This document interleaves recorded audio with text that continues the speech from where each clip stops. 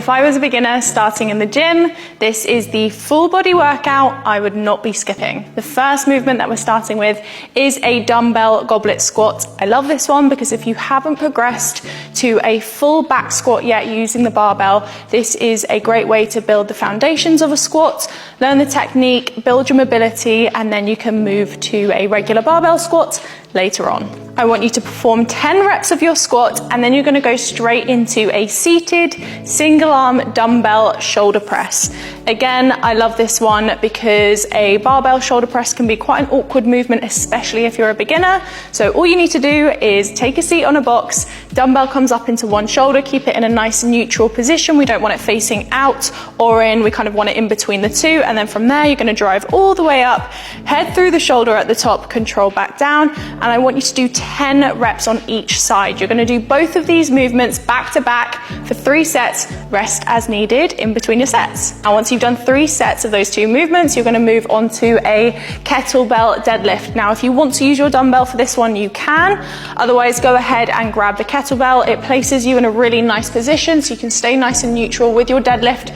It's really important that you're maintaining a nice neutral spine. This is actually quite a tough movement if you're a beginner, so using something like a kettlebell is a great starting point. Like before, you're going to do 10 reps, then you're going to go straight into a single arm bent over row.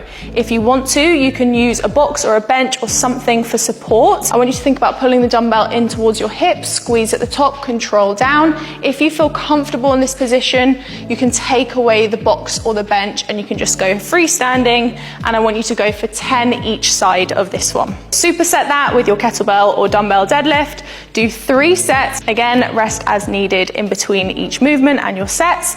And then lastly, we're going to finish off with a core movement, which is the plank pull through. Absolutely love this movement.